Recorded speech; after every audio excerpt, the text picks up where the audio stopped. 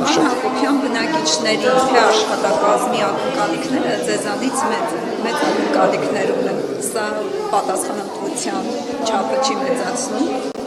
Բնականաբար մեծ պատասխանատվությամբ արդեն մտել ենք այս գործընթացի մեջ, դեռևս 2021 թվականին, երբ հայտ ներկայացրեցինք տեղական ինքնակառավարման մարմինների ընտրություններում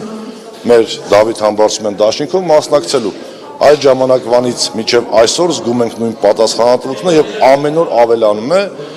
չենք վախենում դրանից եւ վստահաբար, ինչպես մեր բնակիչներն են մեզ վստահել, ամեն ինչ անելու ենք, որ լավ լինի։ Պարոն Հակոբյան, այսօր դուք պաշտոնապես ստանձնեցիք արդեն համայնքապետի լիազորությունները, առաջի քայլը, որը պետք է անեք այսօր կամ վաղը, որն է լինելու։ Օրենքով սահմանված կարգով ընտրությունից հետո երրորդյա ժամկետում պետք է նիստ հրավիրվեր, որ այսօր եղավ եւ այսօրվանից ստանձնեցի իմ պաշտոնավարումը։ Առաջի բանը, որ պետք է անեմ, ամբողջ աշխատակազմին խնդրեմ եւ պահանջեմ, որ ել ավելի մեծ թափով աշխատենք, որպեսզի հասցնենք մեր թիմի ձևավորված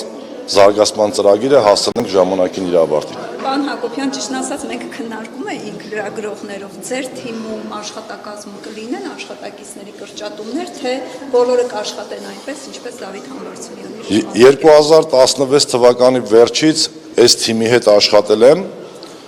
2021 թվականին թիմը ավելի է մեծացել եւ այն թիմը, որը կառավարել է 2016-ից 2021 եւ 2021-ից մինչեւ առեսօր, դա իմ թիմն է եղել նաեւ, այդ թիմի մի մասնիկն եմ ես եղել,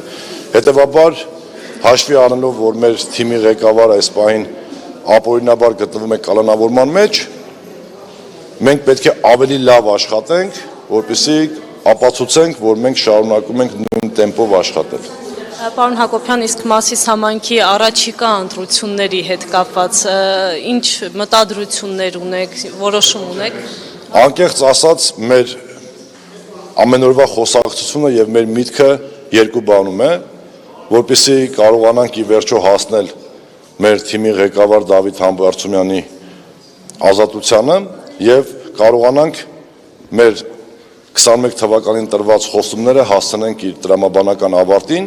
բնականաբար կլինի մեր թիմի կողմից ընտրություններին մասնակցելու քաղաքական հայտ։ Շնորհակալություն։